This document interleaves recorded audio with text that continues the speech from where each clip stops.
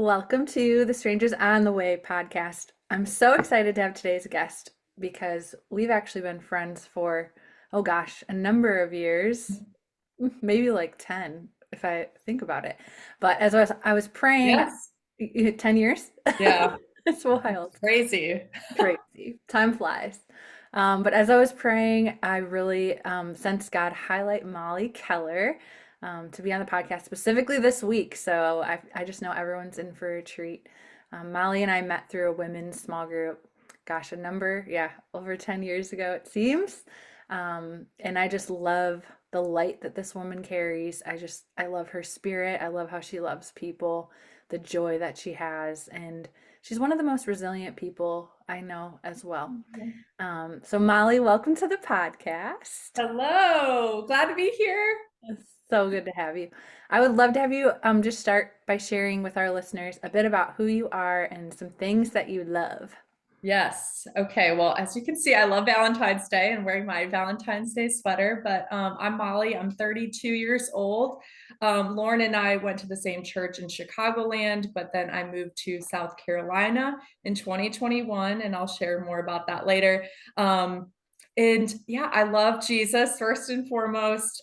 He is the center of my life and the biggest hobby that I have because I mean, when you're truly following Jesus, I feel like your life just is surrounded by, you know, volunteering and serving him and just wanting to know him better. And especially the things that you do, of course, just allow you to invite him into everything. So I love the Lord. I love being outside in nature. Big reason why I moved to South Carolina is I wanted to go hiking and just be outside all the time. Today it's 70, I think 75 degrees. So my parents called me earlier. They're like, it's 25 here. We don't want to hear that you're hot and in South Carolina right now on February 8th. So I love being outdoors, and that's where I feel really connected to God. I love traveling. I'm just passionate about life and people. I love hearing people's stories. So that's really why I wanted to be on the podcast today and said yes, because Lauren is, she's just such a lover of life and lover of people. And I just, anything she says yes to, and she invites me to say yes to, I do. And that's one of the things that brought us together was just saying yes and doing big things that God invited us to do. So we share a similar background in loving people. And yeah. I love that so much. Molly, you're amazing. Yes. Well, I'd love to talk about your move. So a couple years ago, you moved to South Carolina, and if I'm not mistaken, did you know anyone when you moved, or did you just decide and go? Yes. Well, in 2020, I went through a breakup. I went through a broken engagement. So I was going through a time of uncertainty with my life and my future. Especially it was during COVID too. So the world was shut down. My world was shattering in front of me, and I just did not know what to do with my life and my future because there was no end in sight of COVID. So in 2020 for Thanksgiving, I actually came to visit a family friend. So my mom's best friend, Kathy, lives in Simpsonville, South Carolina, which is about 15 minutes from Greenville, which is where I live. And so I came to visit her, and I explored downtown Greenville. And the second I started walking around outside, everybody was outside, and it was like COVID was not a thing because everybody was just enjoying being outside. And I mean, they were social distancing and everything, but it was just the weather and just the people and the scenery and the mountains just felt, they made me just feel really close to God, even in an uncertain and unknown time of my life. So I just felt like God was calling me to take the step into the unknown and trust Him. And so I knew Kathy, was my mom's really good friend, and then Kristen O'Brien, who was in, I believe she was in one of our studies too. She went to Clemson University. So I knew two people here. So when I moved here, I actually, yeah, those were the only two people I knew. That is amazing and brave. You really are. Um, what have you learned just from making like a big move? I know sometimes people that are younger are like, should I make this move? Should I not? It can feel like a big risk. And then what would you tell yourself now, a couple years later, back to yourself when and you were in 2021? Like Yes. what would you say So, to yourself? oh gosh, when I first moved here, I was really lacking in my identity. I really didn't know who I was in Christ. Um, I was going to church and I was, seeking to, develop community. But I feel like when I first moved here, I really knew that I needed to get plugged in right away. So even before I moved here, I was calling around churches and trying to find like a young adults community. So the first week I moved here, I went to a home group on a Wednesday night, and I walked in this home group at someone's house. There was 30 people sitting on the couch, and I didn't know one person in the room, but I just went in and started meeting people. And I know that sounds really intimidating and kind of crazy, but I feel, during that time, I didn't know anybody, and I needed to develop community. And if I didn't get plugged in right away, just knowing myself and my old patterns, that I would have fallen towards old patterns. So I knew that I needed to surround myself around like-minded people that were seeking Jesus, and young adults that were in a similar stage of life. So that's something that I would recommend to young people, is getting plugged into community as soon as possible and taking a step out of your comfort zone, even if that means going to a home group you don't know anyone, or through that, they would invite me to different events like a bonfire or a hockey night. And I just said yes, even though it was really intimidating at first. But it's only intimidating until you walk in. And then once you get there, you're fine. If you just meet one person and just kind of stay by their side. But that's one thing that I would really recommend to young adults or anybody moving. And it's funny, as I look back to 4 years ago now. It was actually Super Bowl Sunday, and I was sitting alone in an Airbnb because I didn't fully find a place to live yet. And I was just really sad and feeling lonely and grief. And I'm like, am I ever going to find, someone to hang out with? Am I going to find people to hang out with? And I was just kind of like in my feels a little bit because it was Super Bowl Sunday and I didn't have any plans. And I'm like, should I just go sit at a, restaurant or something by myself? And, I just remember feeling that grief and uncertainty of like what's to come. But I think one thing that I would tell myself back then is like, God's timing is perfect, and He's going to introduce you to the right people that are meant for you in your life. Because if I would have just went to a restaurant and just met some, random people, it probably wouldn't have been, the people that God wanted me to do life with. Considering I was in a state of loneliness and uncertainty. So it's okay to feel those feelings of sadness and grief, of what was and what has not yet been. So I think that's what I would tell myself back then, is that trust God's timing. Develop intimacy with me in this season, and not just focus on what you don't have, because God's timing is perfect, and He's going to introduce you to people that are meant for you in His timing and not yours. Mm, that's so good. I know so many people that are in transition, maybe not moves, but Mhm. just like the seasons pivoted a bit and there's a lot of uncertainty. And I love how you said like it's okay to sit in those emotions, like and name Mhm. them, recognize them, but then also trusting like good is to come and the right people Yes. will come into your life. That's awesome. Yeah. Yeah, and with that too, I mean, I've always had roommates. So like right when I moved here, I lived with somebody for a year, and then I moved to someone else for 6 months, and I moved somewhere else for 8 months. So I was constantly always with roommates and moving here and there. And I was just wrestling with God. And I said, I just want to have my own place. I've always had roommates. I've always had 2+ roommates and had this tiny room. And I've moved so many times since I've lived here. And I was just wrestling with God. I'm like, please show me where you want to put me. Please, help me find a place to live. And I prayed about that for a long time, and unexpectedly I found the perfect place, which is in this townhouse that I live in now. So just be patient too, that seasons are temporary. I think that that's a big thing, that people just, you feel really stuck in where the season that you're in, and you feel like it's forever. But it's not. And you never know what God has in store for you around the corner. And you never know, what life is going to bring you next. So yeah. Such wisdom. I like that. Well, this podcast is called Strangers on the Way, and really one of the things I noticed from the pandemic was we really isolated ourselves because we had to. But as people are like, people still seem to be quite lonely or not as connected, a bit isolated. And so I'm like really passionate about people even meeting strangers every day just to like start to build community, whether it's like just these weak ties or stronger that grow to stronger bonds.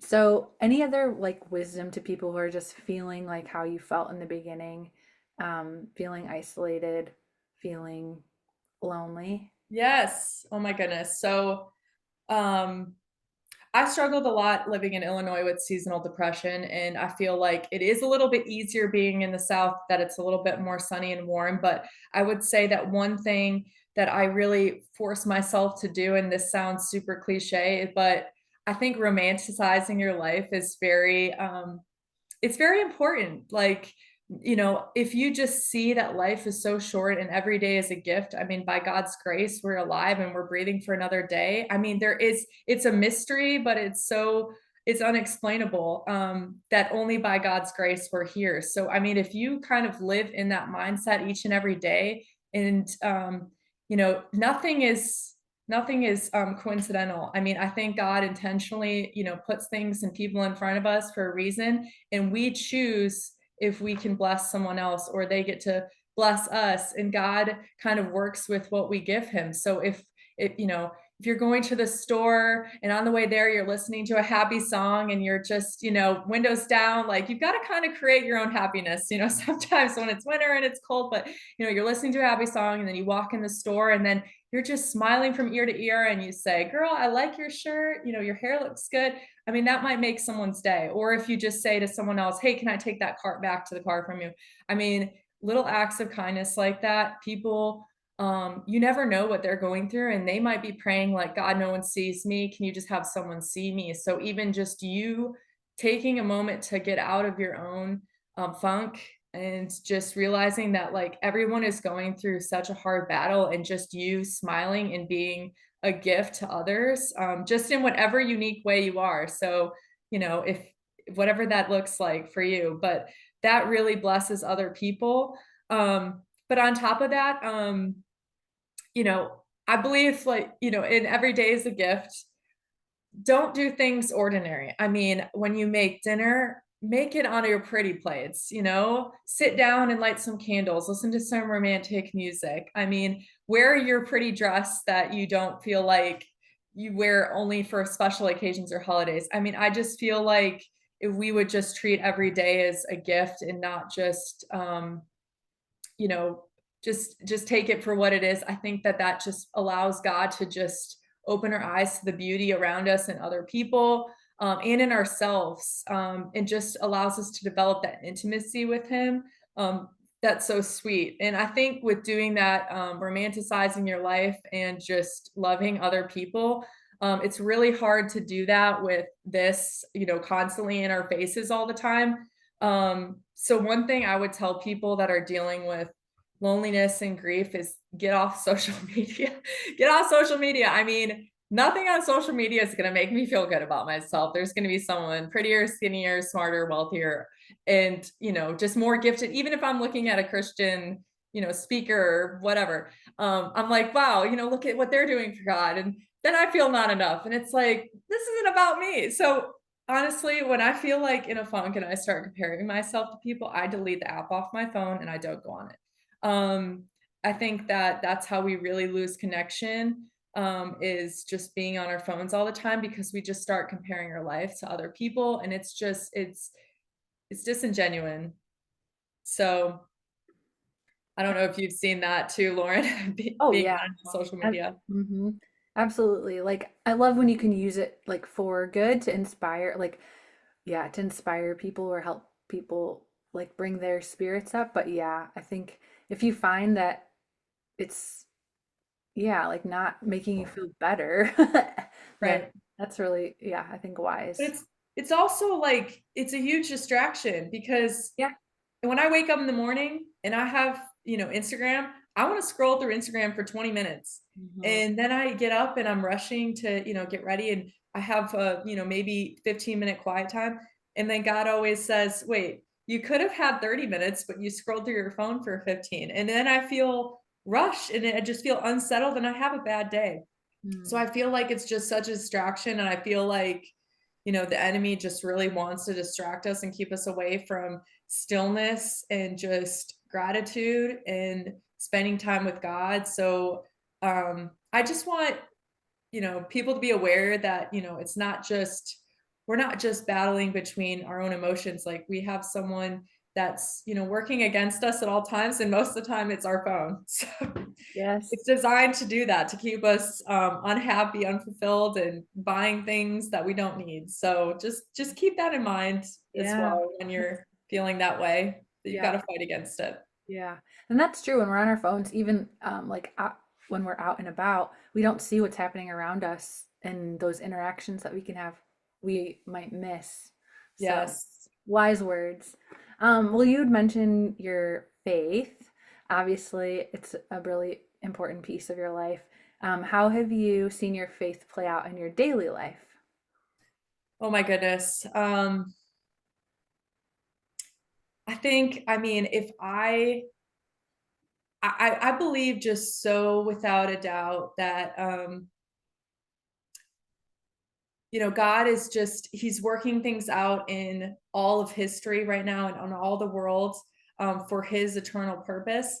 So like, I have such faith that even though, we just went through a huge hurricane a couple weeks or a couple months ago, and, the fires in LA, I mean, it is so tragic to see things like this happen. But I mean, if I did not have Christ, I would have no hope in this world, because there is people dying and people getting sick, and it's so depressing and hopeless. But Christ gives me that daily hope and that faith that I have to just live, because otherwise I couldn't feel that.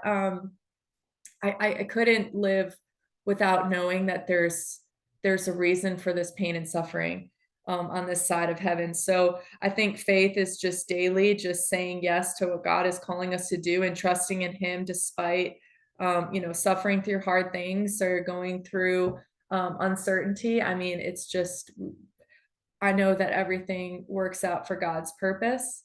And I've seen that in my life and I've seen that in the lives of others, but sometimes we won't see on this side of heaven why things happen. But that's what faith is. Yeah. Yeah. So it's amazing just to have like, yeah, that anchor in the midst of whatever great things and the worst of the worst. Yes. Yeah, that's so good. Um, well, I keep thinking of that phrase you said, romanticize your life. I love that. How did you, I know you have a new, well, not a new relationship, but a new adventure ahead. But Yes. when you were single, how did you do that? How did you romanticize your life? Gosh. Yeah, Just don't be afraid to do things alone. I think that's the biggest thing. And I mean, I love being alone now to a fault. Like I would rather be alone than with people. But I think that's because I just have so much fun with God. Um and I think, yeah, in your singleness, just enjoy doing things. Don't live in fear. Um go to the park and go on a walk by yourself. Put in some AirPods and do a little dance, and like go sit at a restaurant by your, even though I said earlier don't do that, but go to a new city, go sit by a restaurant, go explore a new town. I mean, I think it's just about not waiting for your life to begin. I think singles get really caught in like, oh, when I get married I'll travel, or oh, when I get married I'll go to this place. But life is too short and we're really not guaranteed anything. And I think just if you want to do something, you go and do it. And I've traveled a lot. Lauren, you've traveled a lot being single. And you know what? We've had some amazing trips. Not, we haven't been on one together. I wish we have, because that would be so fun. But there's so much fun doing it single, because you can do whatever you want. You can run around Paris or a fun city and explore museums. You can look at things, even go to movies by yourself. I think that that's a big part of romanticizing, is just like not being afraid to be alone and to love your identity and independence and just enjoy being by yourself. I I love think that. that's really hard to do. Yeah. Until you start to experience it. And then it is fun. It's almost like being on an adventure. Do you ever do like dates with God or Yes. Well, yeah. I mean, every day is a date with God Yes. because he's always there. And Yeah. what's so funny, Lauren, is like, okay, so this is really cheesy, but my friend Shannon introduced me to this doll, and I bring him with me everywhere.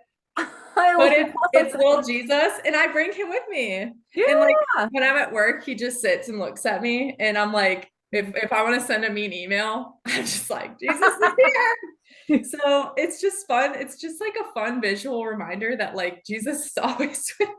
I So if love you that. wanna get a Jesus too, I'm not sponsored, but go on Amazon. I love it. That's It's a like, little bit, it's a little stuffed Jesus, and he just sits and just hangs out with me. So oh, that's such a neat visualization. I know like some people will light a candle like to like signify, but I like that better. because he's so cute. Like He's I so hate to say cute. it, but Jesus, you are cute.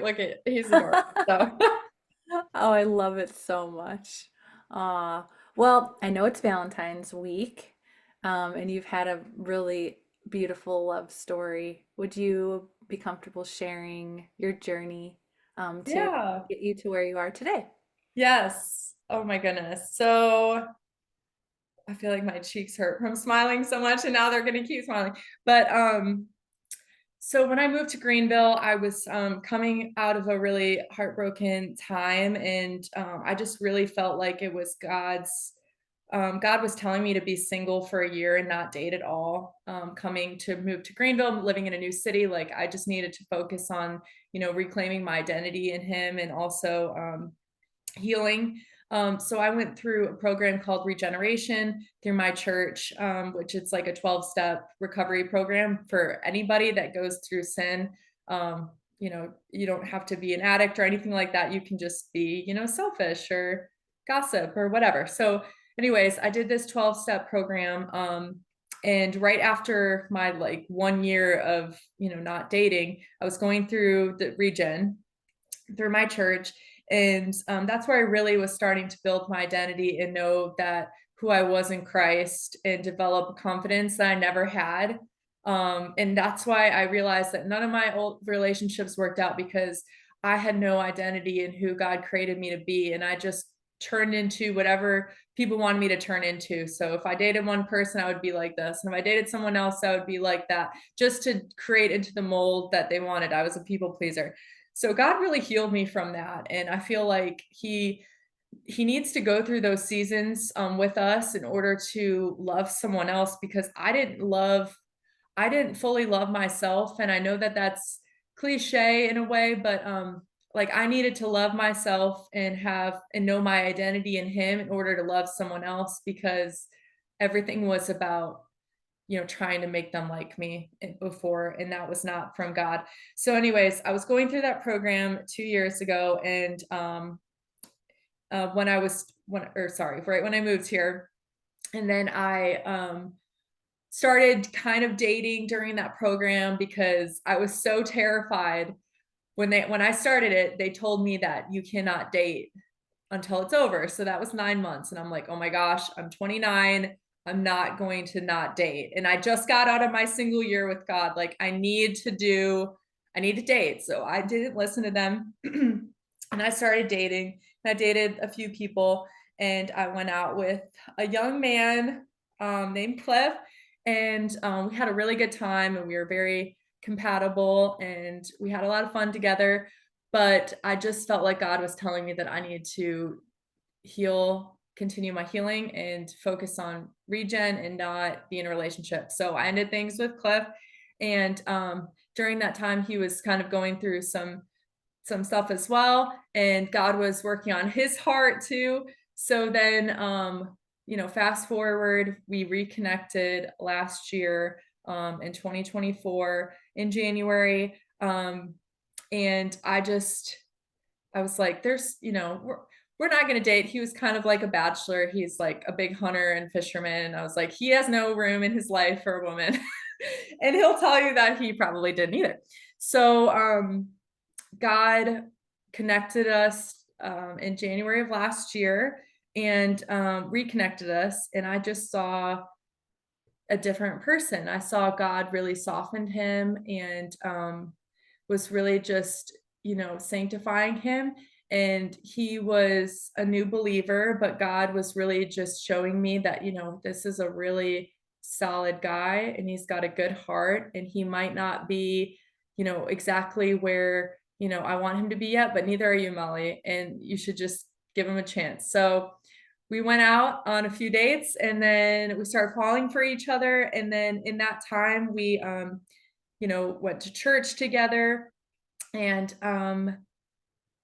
yeah, the rest is history. We've God has really been working on both of our relationships with him individually. So I've been going to my own Bible studies and my own counseling, and God's doing he's doing counseling, on his own, and then he's been doing his own men's groups too. So and then during that, like, as we're going closer to God, we're going closer to each other because we're both going towards him.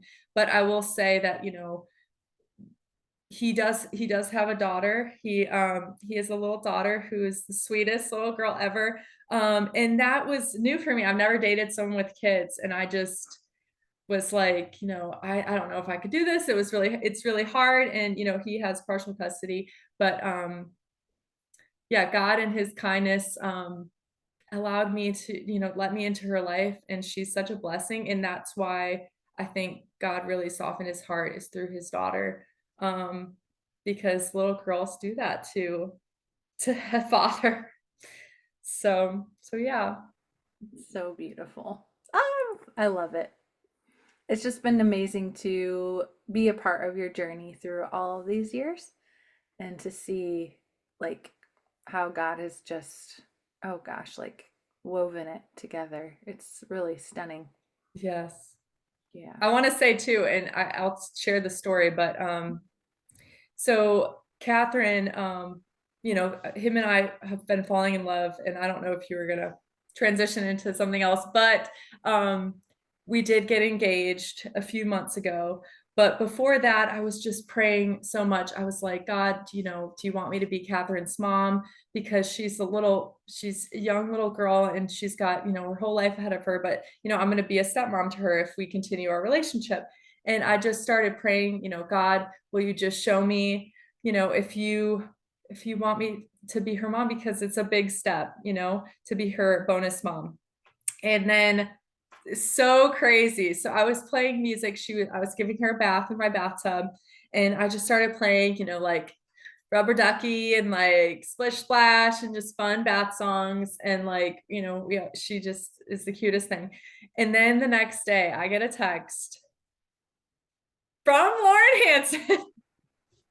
And it was just such a confirmation to that prayer, because God just really said, yes, Molly, like I'm appointing you to be her bonus mom to help, love and guide her along with Cliff and her mom. So, and it was Lauren who texted me just that confirmation. So it's just so cool to see God confirm that. It was so encouraging for my faith too, because God's been singing songs like over me all year, and they're not worship songs, so it's really like been really fun actually. And that one was, yeah, it was like rub a dub dub, that actual song. And then I was like, okay, God, like what is this about? And I just looked at the lyrics and there's the name It's Molly like, and good so I golly, Miss Molly. yes. It was something like that. It was just, Yes. And so your name was in it, and I just felt like God was like, this is for Molly. And I was like, okay, I'll send it. This is so random. But I love how and it was literally the day after I prayed that prayer. I'm like, God, please send me a confirmation if this is what you're calling me in my life to do. And then I didn't talk to you for like, some months other than like, hi here and there. But then you just texted me that song, and I'm like, oh my gosh, like it was just so evident that God was telling me yes. yeah, it's So so beautiful. Like, I love that about God. Like, we can ask him for confirmation and like, hey, are we on the right track? And he will, like, he'll find a way to make us know. Like, yes. so cool. Like, And I think a big confirmation too is peace. Yeah. I think I always pray. I'm like in throughout my relationship and throughout my career and throughout everything, I'm like, God, open and shut doors. I'm not smart enough to discern your little secrets, that you might be having, like, open and shut it. Like, I need it just like clear. And I'm not kidding. Every single guy that I've dated, honestly, every single guy except for Cliff, the door was shut like instantly because my heart is so tender and I'm so sensitive and just loving, and I'm an Enneagram too. So I just love and care so much. So every time like I just meet a guy, I'd go on like 1 or 2 dates, and I'm like, God, either me shut the door or him shut the door, just give us confirmation it's not it. And he did. And it was just such a blessing to not get deeper into a relationship when God was telling us it's not the right one. So I think that that's something that you can pray for. And you can't fight peace, because peace is in your soul, Yeah. and that comes from God.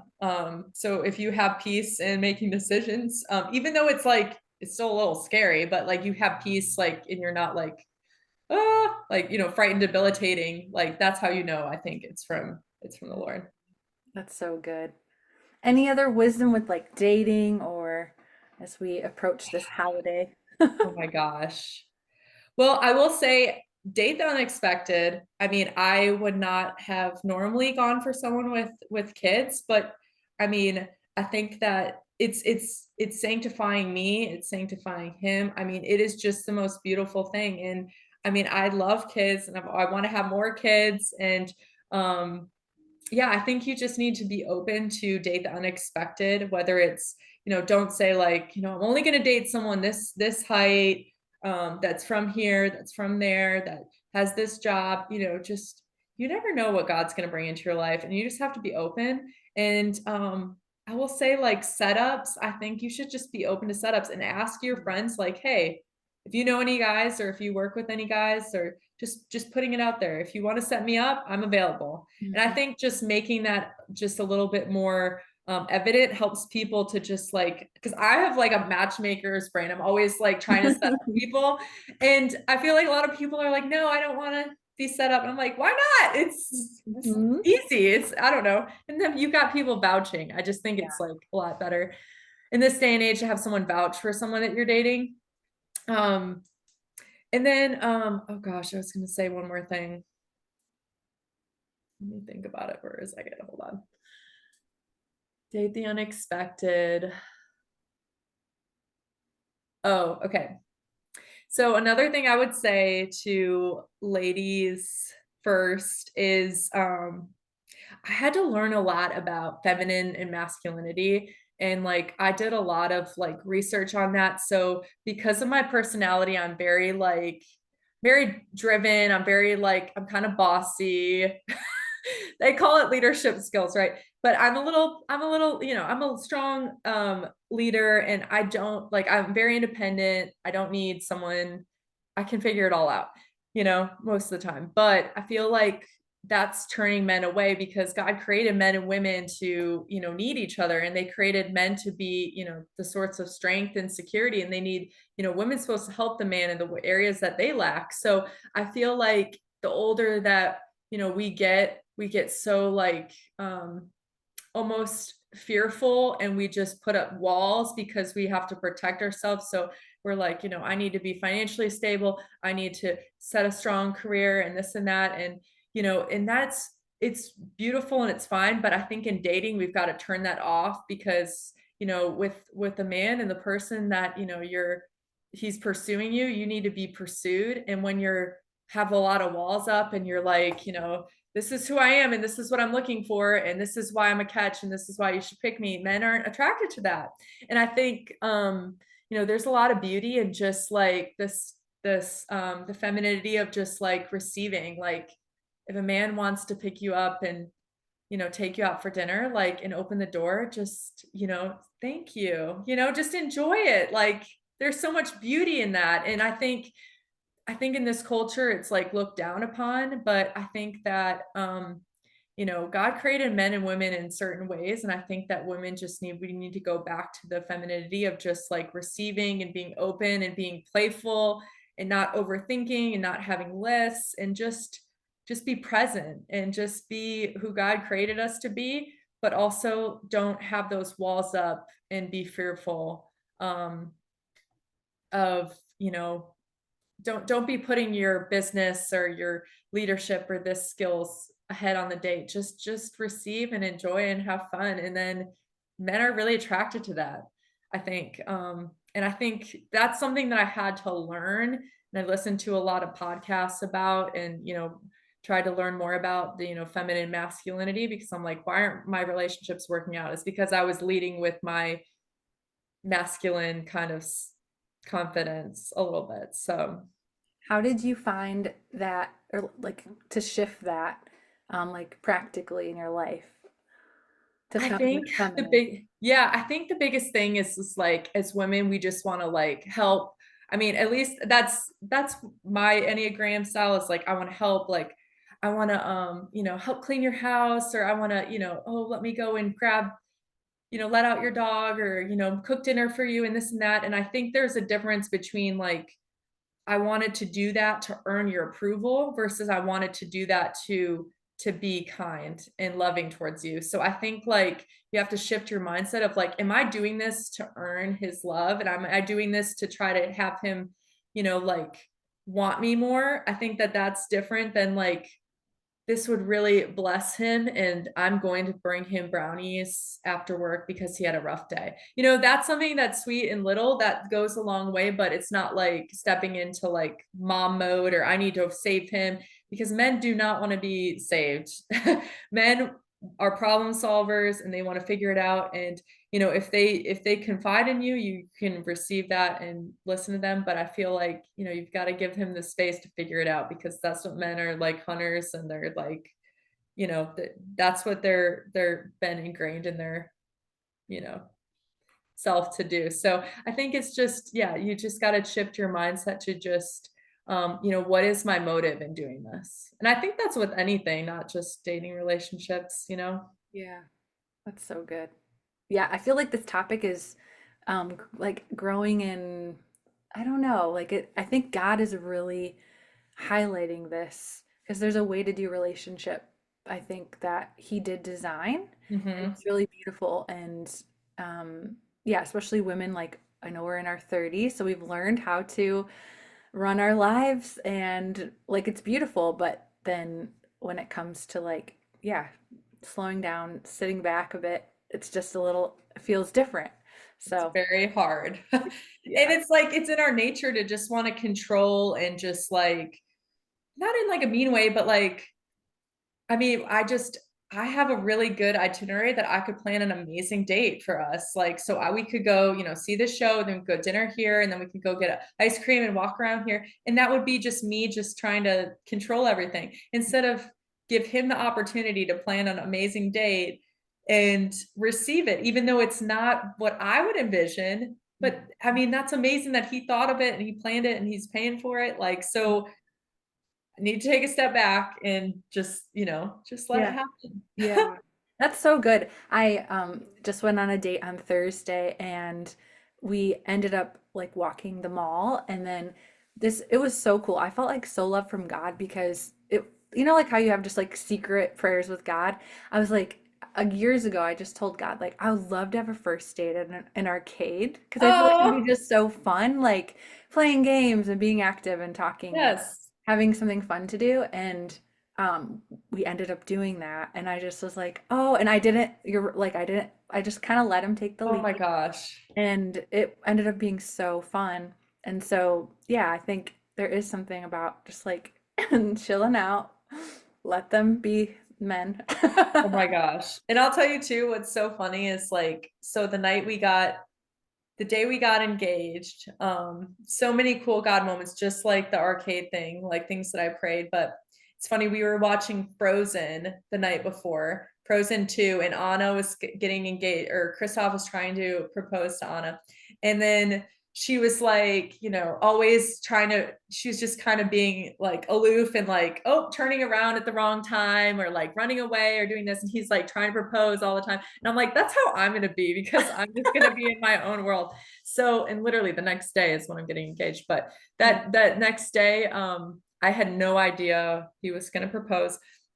So we went to church, we went to lunch at a friend from church's house, and then we were driving around and he was like, let's go, let's go up here on the mountain and watch a sunset. And I'm like, no, let's go here. Let's go here. And he's like, can you just listen and just come along with me? And that just goes to show that like sometimes the men have really good things planned for us and we just need to fall into their plan. But so Cliff brought me out to the top of this mountain and he proposed in front of a cross, which like to Mm, me is like my whole life I've always like found like such beauty and like security in an actually wooden cross at the top of a mountain from when I went to school at Liberty, from when I've traveled to like Alaska and even in South Carolina, I've always just prayed at a cross. And most of the time it was about being single and being like, God, I just want to be married so bad and I just want to find someone to do life with. And I just kept praying like, God, do it in your timing and do it in your timing and, help me find the right person. And then so when Cliff brought me to the top of the cross, that's when I just lost it because I'm like, that God brought me to the cross when I've been praying for years to meet the right person. And then he brings me there to propose. So it was just like, it's his kindness. And like, that's what's so cool. It's like, when we ask God these little things, not like we're trying to be like a magician, but God is like, he kind of does. He he's just a loves dad. us and he wants to Mhm, be a good dad. Yeah. mhm. Oh, I love that. It's so beautiful. It's like full circle. Yeah. Like these prayers of maybe even pain, turning Yes. into that. Like, wow. Oh, Yeah. stunning. Ooh, I love that. Well, just as we wrap up, what are you looking forward to this year? I'm sure there's something exciting Oh coming. my goodness. Yes. So we're getting married really soon because that's what Christians do when you know, Um, but yeah, we're just ready to start our life together. But you asked what I was excited for. I don't know. I think that it's gonna be very sanctifying but also beautiful. And I'm just excited to see God like humble me. And I know that sounds really not exciting, but it's gonna really humble me to just totally change how I've lived my life for the last 32 years to start putting someone else first.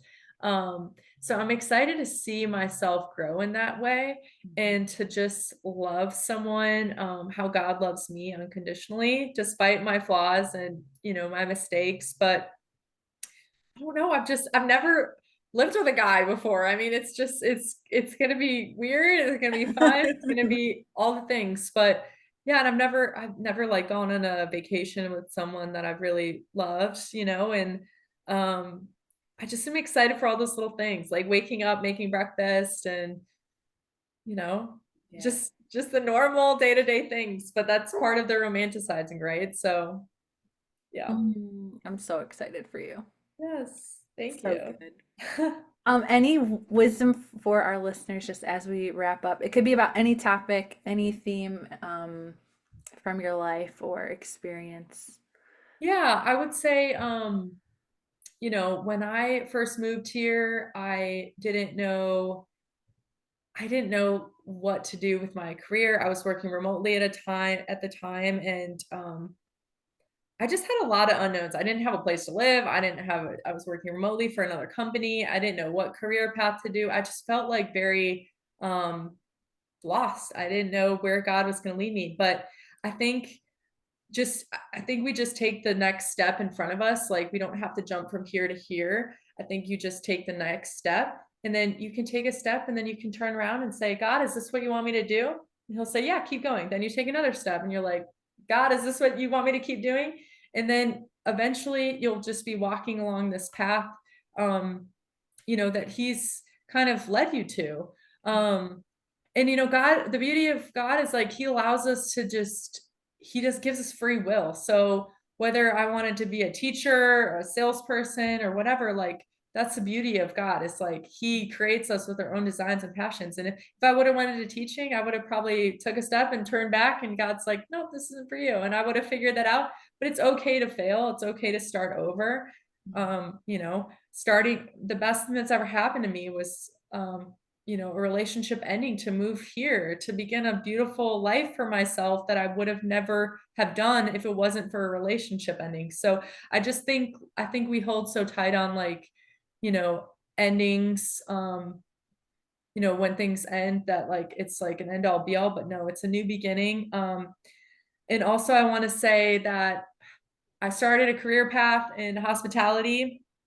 I didn't know what that career would look like when I first moved here, and I started 4 years ago, working for a hotel, and I was had no idea what I was doing, but I worked in events for a year and sales for a year. And then someone came to me and was like, "We see potential in you to, be the director of sales at this hotel." And I'm like, I did not see it in myself. And I felt so nervous. I'm like, I don't know if I have it in me. Mm, But everyone else believed in me. And it makes me want to cry because like I've just viewed myself as like so inferior, so insecure. But at that time, like people saw something in me that I didn't see in myself and helped me to take the step in the next direction. And it was really, really hard to start working at a new job, in this directorship position that I had no idea what I was doing and no training manual. But God was there with me. And I think I really learned um, you have to really start at the bottom, work your way up, but also you have to be patient with yourself to learn things. But in that, you really have to believe in yourself almost when you can't at mm, the same time. Like when you don't see yourself fully there yet, you just have to trust that, this door was open for a reason. And for me, it took me 6 really hard months of me like crying every day, thinking I'm a failure, thinking I was going to quit, to finally see one piece of my sales director sales position pay off. And then 1 year later, I won a award for director of sales rookie of the year. So it's just like, you really, it's like a fake it till you make it mentality. And I know that that sounds, whatever, but sometimes you got to fake it till you make it. And even if you're just like showing up to the gym every day, even though you don't want to, or going on a date that you're really nervous about, or walking into a room of people you don't know, there's just so much power in just taking that step and mhm. just praying with God through the process. But don't give up, even if it's hard. That's really what I learned through my move here and my relationships, ups and downs, and in my career path is like, sometimes you just got to do the next right thing in front of you. Yeah, so good. Oh, Molly, I just love who you are. Oh, I love you too. We have Thank you so for many memories, and you know what? It's so fun because I look back on like, all the Holy Spirit camps that we did and like the home groups that we did, and it's like God is just so kind because I mean, like we were doing hospitality in your apartment, like cooking food and like having people over, and that led into a career. So you Mm, never know how God can use your gifts even before you've stepped yeah, into your next, path, what he has for you. So it's just so cool. so good. Oh, I love it. Thank you for being on the podcast. You Yes, I are just love such a you. light, such a joy. I love you too. Bye, And Jesus. then I'll send you a little Jesus, of course. So I love it.